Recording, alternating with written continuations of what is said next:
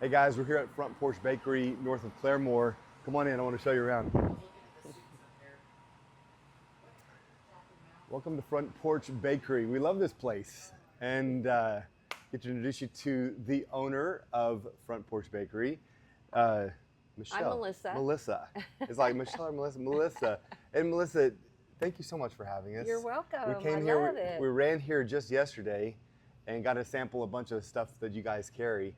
But you were telling me a little bit about your story. So I wanted to capture that and let everybody know what you do here, because I think we need about 1,000 more like these across the state.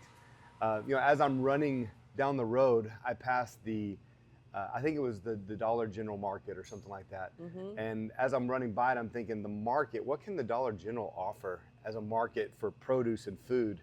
And then I come to this and I'm like, now this is a market. Now this is exactly what I'm talking about, is real food. I mean, scan around right here, just everything we carry. Of course, got all the jams and canned goods and all the baked goods, real meat in the fridge, real meat, locally produced, I'm guess. Yes, yes.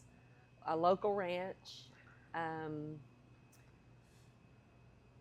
everything in the freezer. We make all of our entrees from scratch, and we keep those in the freezer for our customers to pick up throughout the week. So if all they need to do is take those home and pop them in the oven and bake those. We have like 15 or 20 different kinds of cookies that we bake from scratch here. We actually hand dip every single cookie. Wow.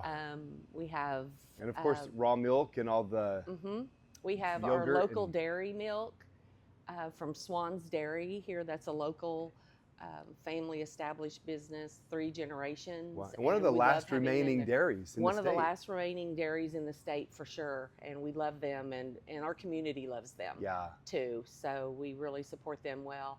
And then we make,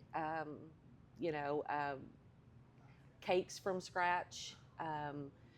And we smoke our own meats. So we have smokers that we have on the back porch, that we have a smokehouse, and we sell meats just by the pound. And so, but they're fresh meat that you can come in and get, and then super easy. You can just take it home. We had some last night. It was wonderful. Awesome. Absolutely. Yeah, we try to make it easy for our customers, and it's all just grab and go. So, and we just try to make sure that we have what our customers need. Yeah. Whatever they want. If they say they want something, then we try to make that for them. Well, what you keep on saying, we make, and I think that's one of the things that makes you different, is you actually have a bakery here.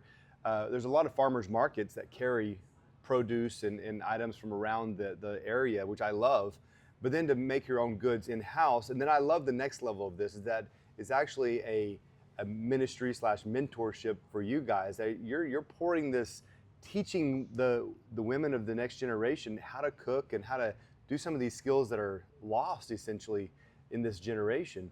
Yes. Tell me more about that. Yes.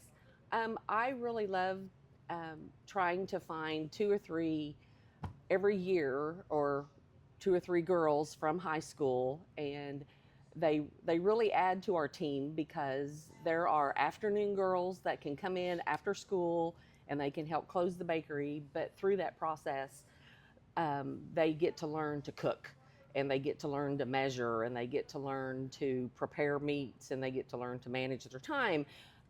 But when I choose them to hopefully have them for quite a few years, like through their high school years, maybe through their college years.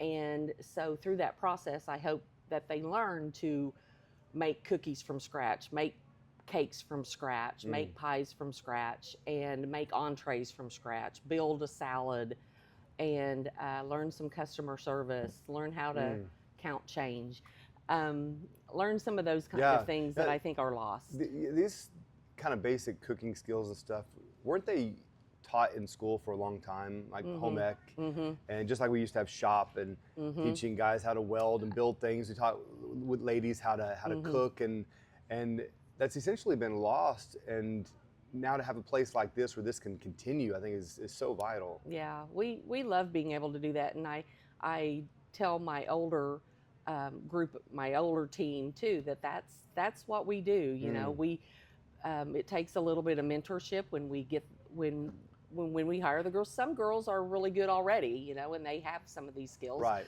but some of them don't. And so we really mentor them, and it takes a little bit of time, but we love doing that because awesome.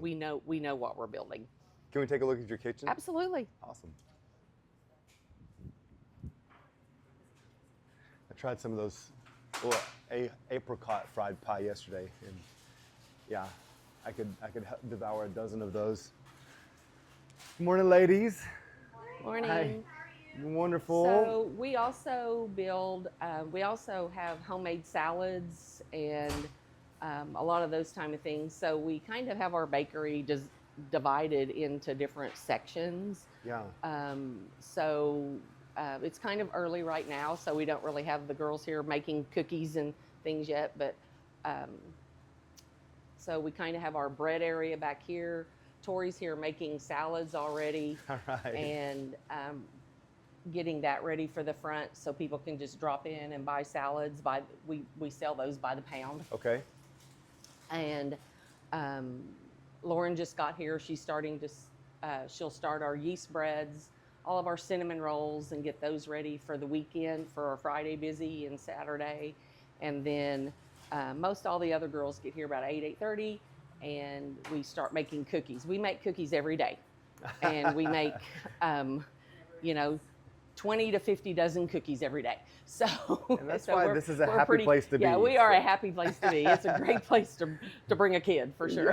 Yeah, with the cinnamon rolls, just tops it off. Absolutely. So, man, well, I think it's great, not only what you're producing, but why you're doing it and how you're doing it. I think is amazing. And then offering real food back to the public, of course, with the Maha movement, RFK Jr. talking about, cleaning up our food supply and getting back to eating real food, not food products. And, it's so essential. I think that, and I hope to see, tell me what your thoughts is.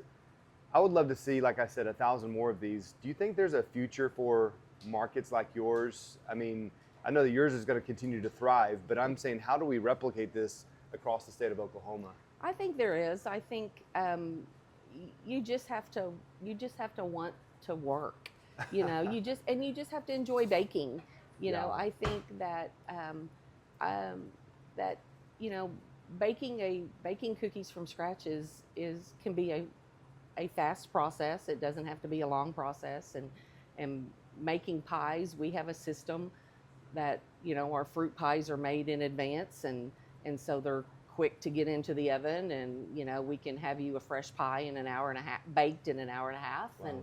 And so I think you can, if you just if you want to have a bakery like this. Our bakery started out strictly a bakery. All we did were breads, cookies, pies, and cakes, and we grew it into a smokehouse and a market, and being able to provide Swan's milk and other local things that people wanted just in the community. Yeah. So we wanted to grow it and be that, but just being a local bakery, I think anybody could do it if they wanted to do it. Yeah, I love it. And I think you just have to do it yourself. You have to want to work it yourself. It's the lost art of work, right? It is. But when you have that work ethic and determination, yeah. I mean, obviously anything is possible. So we're running through these small towns, and I'm just thinking about, like, this would be a great business for any small town. That really anybody could do if they just had the basic understanding of cooking and business. I think it's possible. Yeah. I want to show you one thing that I need you to restock as soon as possible. Okay. we need some Amish butter. Yes, it should be here. So the shelf is empty. It's high demand, and we came here, and I was like, I need some butter. So we got to get some of that. Actually, Swan's will have butter in stock at her store. But I've got it on order. So yeah, it's high demand. Out. I mean, it's wonderful. And then, of course, right now in our Oklahoma legislature, there's lots of talk around raw milk, and you carry, is it pasteurized or is it unpasteurized? Yes, the Swan's milk are what they can provide outside of the dairy has to be pasteurized. Yeah. So ours is pasteurized, but what they provide at the dairy in their market is their raw milks. Yeah, And they okay. have a wide variety of milks, That's not just wonderful. what I carry. Yeah, and we need that. We should have the freedom to sell that to the people who want Absolutely. it. You know. And they have a huge market, Yeah, yeah. for sure. Well, we want to fight to keep that alive and keep that option alive for people who want it. That's the main thing. So appreciate you. Thank you I for appreciate what you're you, doing. and I love what you're doing. This is so exciting. Thank Great you. idea. Yeah. Well, we're about to get started here, so Okay. I would feast on some cinnamon rolls, but I may I- have to do that later. 'Cause Yes, I'm about I to will go send run. them with you so you guys can enjoy those when you're finished with right. your run. All right, guys. Well, check it out. Front Porch Bakery here at Claremore. If you come through town, you got to stop right here. Is the address officially Claremore, or is it? Yes, Okay, yeah, yes. north of Claremore. I would suggest coming to Claremore to come. You just do that. Exactly. It's worth the drive. So come to Claremore, make a stop here at Front Porch Bakery.